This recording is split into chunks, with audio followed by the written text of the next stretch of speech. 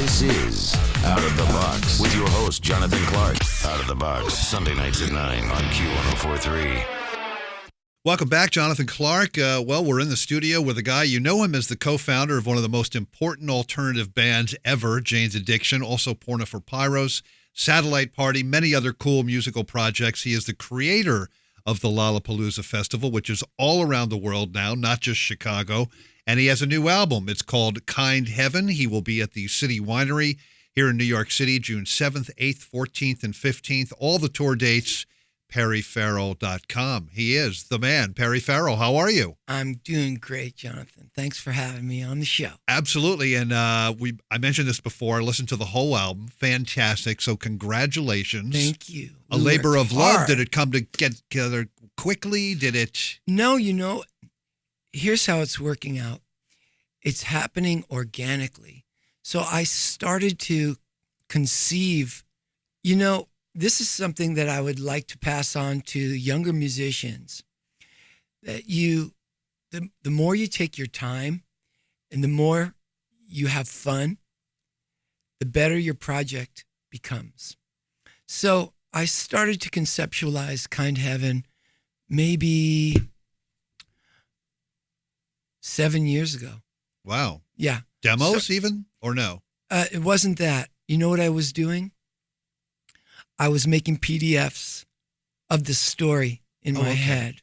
And it was about living on the threshold of the Messianic era, where if the Messiah returned today, he would probably be spied on by the CIA and the FBI. Yeah, probably. You know what I mean? Yeah, so yeah. now, all of a sudden, I started laughing about okay, if the Messiah's returning, oh my gosh, what kind of a world would he return to? So I started making PDFs, basically, because I'm an artist. I just started putting it together as pictures. And then I started to write the songs. And I would get a hold of, because I have so much access to musicianship with Lollapalooza, I just started to invite the people that I liked that were performing at Lollapalooza, let's do a track and keep it loose. And so I started compiling tracks. This record, I started out with digital producers in many cases, like Bloody Beetroots, Cascade, Joachim Garraud, who is a French house producer for David Guetta, And then I got a hold of my buddy Taylor Hawkins. And Who's he? Yeah, from the Foos. That's right. And I told Taylor, what I'm doing. And, this guy lives and breathes and eats music all day long. So we got together and we started, writing tracks. And Taylor was excited because he got to not only play drums, but play guitar too when he wanted. And so it's just been slow, steady process. And then I had all this music, right? So I had rock, I had digital programming. Then I got it to my friend Harry Gregson Williams, who's a film composer. On it goes a 30-piece orchestra. And I'm looking at all this stuff. And my darling Etty, my wife, we were singing duets. So you're bringing the family in there, right? And I thought to myself, I want Tony Visconti to produce it. Yeah. Because he'll know what to do with it. And so I reached out to Tony and I got to work with Tony Visconti. David Bowie's longtime producer, and T-Rex, and the list goes on and on and on. Thin Lizzy too, right? Thin Lizzy. And see, when I get in a room with you and Taylor and Tony Visconti, Elliot Easton, of course, from the Cars. Okay, so how that happened was I'm over at Taylor's and we're recording Red, White, and Blue Cheerfulness. And he says, do you know Elliot Easton? Because he lives not far from here. I don't know him, but he was my first or second concert. Cars. The Cars. Wow. And I love the Cars. So he says, all right, well, he's coming over. He's going to do some guitar Let work. me text him. So he's on the most beautiful dramatic tracks of the record, which are More Than I Could Bear and Let's All Pray for This World. The guitar work, that's Elliot Easton. Man, so good. But getting back to what I said, those guys, you got all these guys that you're working with. I would just want to sit back and hear them tell stories, especially Tony Visconti. Did he indulge you at all? Well, I try not to be a punk, so No, I don't hear want to you. Like Or a get in- fan or whatever. You know what yeah. I mean? So I'm what I can tell you though is musically engaging them, that is like all of a sudden you're talking to the burning bush. Yeah. It's that heavy because Yeah. they're that talented. They're that savvy in the studio. Right. Watching them lay down tracks or move the board around, move the faders around, Yeah. and you just go like, you almost have to pee in your pants, man. Right, yeah. We're talking with Perry Farrell. The new album is Kind Heaven. He'll be on tour everywhere. All the tour dates, perryfarrell.com. Musically, all kinds of styles, as you mentioned on the new album. There are songs that are even bordering on hard rock-ish, world music songs like More Than I Could Bear, and even techno pop with the song One, and symphonic elements too. I follow Pete Townsend, just got on Instagram. Really? He is nice. He is Jagger-dang. I can't wait. I couldn't. You got. Oh my God! I've been waiting for Pete Townsend. I swear to you. He's so clever. Good. Is typically because he's a great writer. Yes. You know what I mean? Oh my so God. he just got on there, and he's on tour now with the Right. Who. Right. 24-piece orchestra. Yeah. So after the first concert, he nice. got home to the hotel and he was like posting photos. He goes, 24-piece orchestra, awesome, but very loud. Oh. Oh, all right. No, that guy speaks his mind. The other night, I was driving home, and one of these classic radio stations were saying, The Who are on concert right now, but don't bring marijuana into the building, because if you do, this might happen. And then all of a sudden, it's Roger saying, oh, hold on. That guy right there, he's smoking. You can't smoke, man. My voice was shut down in 15 minutes. And then you hear Pete go, well, why don't you shove it up your arse? I was at that concert. I heard Roger. Really? He was complaining that he was allergic to pot smoke and Yeah. then it affected his voice. Yeah. But his voice was Great. awesome Yeah. the whole night. Oh, yeah. But tell me about Consummate the work and hearing and recording with these strings and this Okay. symphonic instrumentation. All right, I've got one good story for you. So, Harry Gregson Williams is a genius, and he's done movies. He does all the Tony Ridley Scott movies. That's his music, and he's conducting a 30-piece orchestra down at Capitol. Mm-hmm. And there's this one guy. He's a cellist, and this guy's a strange-looking guy, real bushy eyebrows, kind of looks like a bear, but the most incredible, vibration off of his bow. You could just almost cry. So later on, he told me, because he plays almost like lead cello to end More Than I Could Bear and Pray for This World. He tells me this story that this cat came over from Eastern Europe, like could have been Budapest, could have been, I can't quite remember, Poland, something like that.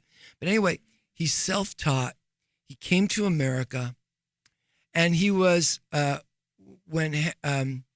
he also picked up a gig at True Lies, the movie True Lies. Right, yeah. Was that a Schwarzenegger movie? Okay. So if Big you one. look, Yeah. if you look in the movie True Lies, there's this bad guy. He plays the part of a bad guy. So essentially, the director saw him. He came to a session and saw him playing cello, and he said, "Have you ever acted before?" He said, "No," but he goes, "I want you to be a bad guy." So if you see a bad guy in True Lies with bushy eyebrows, That's him. it's the cellist on our record. Oh my God.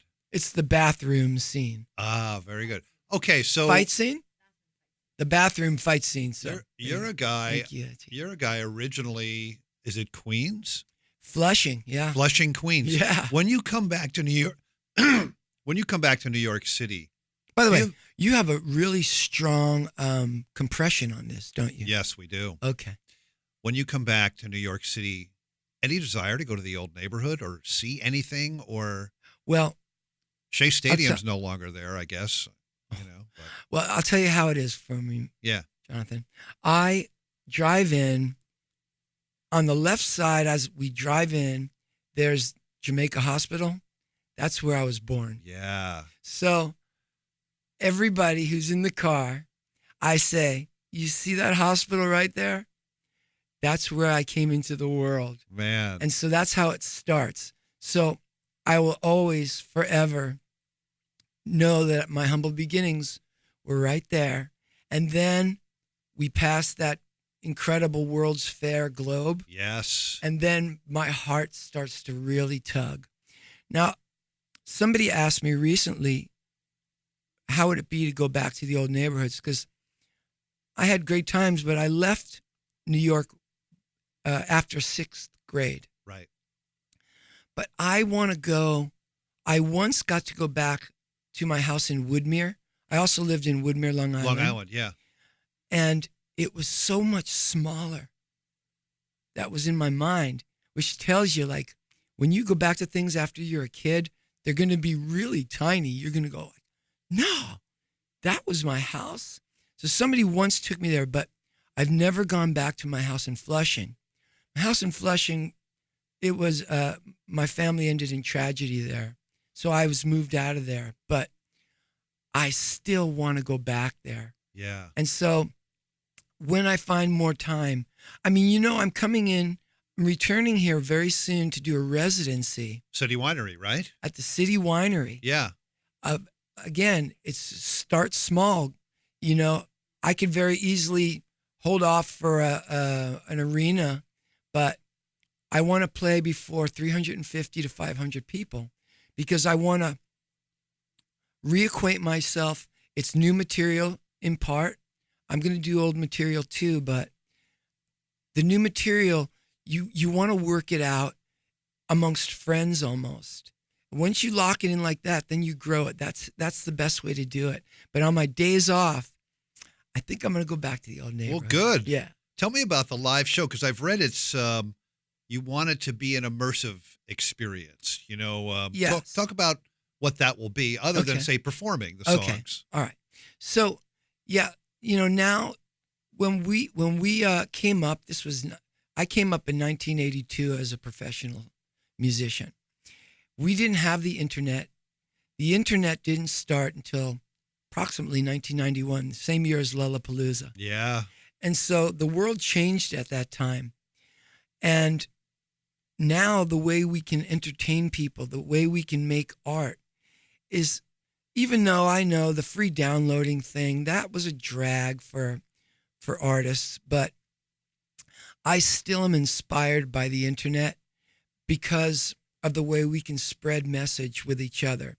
And so I really want to apply messaging on the platform of technology of the handheld and, you know, videos, what we can do. And so, and then a very important component is the way that we listen to music these days is changing so much.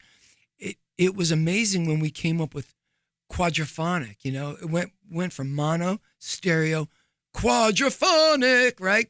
A speaker in each corner. Yeah. Now we're up to Atmos. And so what I'm doing in the city today is really tomorrow, I'm going to play our album at Dolby Studios, where I took the record into Dolby Studios to turn it into a surround sound Atmos recording, and made videos for every song. And we're going to be able to listen to and experience the album. This is the first album that was ever mixed from the get-go. And the reason I came up with the idea is not really my idea, but it's Hollywood. That's how we listen to movies. When we watch movies, we're listening to it and experiencing it in Atmos surround sound. But I have a building in Las Vegas that I can do anything I want. I have multimedia platforms in which to operate. So I can run some interactive games on handheld. I can bring in improvisational actors / comedians. I can have music there. I have food there. And the walls they contain Atmos speakers, surround sound speakers. Wow, I can't wait to hear that. So I also read that this album, you can get it in stereo, you can get it in binaural. That's right. And Atmos. Yeah, so binaural is basically it's headphones. So today's headphones can make you can make sounds seem like it's spinning around your head, although it's only in your two ears. And I wanted to get in on that. I thought, man, let's take that surround sound into the headphone realms, and then let's put it into the building. And we're 2 to 3 to 5 years really ahead of the curve in that in order to experience this, you really need a structure. So I'm building the structure in Las Vegas. Oh, man. Yeah. Can't wait. His name is Perry Farrell. The new album is Kind Heaven. As he just mentioned, he'll be at the City Winery here in New York City, June 7, 8, 14, and 15. All the tour dates for Perry around the world, perryfarrell.com. The song I've been playing on the show, Pirate Punk Politician, that's a protest song. Is it not? Yes. So tell us more about this song. Okay. So let's go back to the Messianic threshold. What we know about the returning Messiah is that, well, there's some good things that are going to happen. Heaven is going to descend down to earth, and God will live amongst us again. That sounds pretty cool. But first, there will be an Antichrist, and he will be very popular. So, in my mind, he must be a pirate punk politician. That is absolutely perfect. Couple Jane's questions. Okay. Is the band still together? Absolutely. So, plans in the works for... Okay, so, I've been running on Kind Heaven for 7 years and picking up momentum and more momentum and more momentum and picking up musicians and players. And my guys, I love them. And everybody's busy doing their own thing. But I'd like to get them in on the Kind Heaven Orchestra and we move in. And so one detail to it is I want to, just like we're doing City Winery residencies. Right. I love the idea of residencies. I hearken back to when the Beatles performed at the Rathskeller in the early 60s, how great they became by playing in small places and before a small audience, often doing short sets. So I'm going to do the same thing at Kind Heaven in Vegas, where I'm going to bring in, I have 4 stages. I'm going to bring in young musicians around the world, and I'm going to record them, and I want to bring in the Janes guys. I want the Janes guys to be the first residency. Oh, that would be great. Along with the Kind Heaven Orchestra. So we're all brothers and sisters, and we will be that way for our whole life. Oh, of course you will. Yeah. Janes was nominated for the Rock and Roll Hall of Fame in 2016, and there are people that say, and I'm one of them, you guys should definitely be in there. Well, thank you. A pioneering band of the alternative rock music in the late 80s and early 90s, and also because you founded Lollapalooza. I mean, I think it's a no-brainer to me. Your thoughts on the Rock and Roll Hall of Fame? Okay. Well, look, it would be amazing to be in league with all the great people that are already in there. But you cannot live for trophies and accolades. you can live for smiles, and shining eyes, bright and shining eyes, making people happy. That's my payback. You know So what? there you go. I follow you, Perry Farrell, on Twitter, and you're very spiritual on there, but not overly spiritual. You are just right. It's always very, very positive. Well, I look at it like this: is another messianic principle. When the Messiah comes, you will not need rabbis or priests or imams. Everyone will know God equally. So we can then share God together like we're having a good meal, but we're all eating. Yeah. That's how it feels. That's how it should feel. So that's where I'm coming from. His name is Perry Farrell. Everyone go out and get the new album, Kind Heaven, and see him at the City Winery, a residency, June 7, 8, 14, and 15. Oh, Jonathan, can I say one more thing? Yeah, absolutely. But there's no put down on priests and rabbis or imams. Because, if you want to learn and there's an expert over there, that's cool. But I think that it's even cooler. It really has to be extra cooler that we all have God in our hearts. So we don't need to go to an expert, right? We are the expert. Yeah. And everyone go out and get the new album, Kind Heaven. Perry's going to be touring around the world. All the tour dates, perryfarrell.com. Always a pleasure, my friend. Thank you. Thank you very much. Thanks, Best Jonathan. of luck. Great to see you again. Great to see you. This is Out of the Box with your host, Jonathan Clark. Out of the Box, Sunday nights at 9 on Q1043.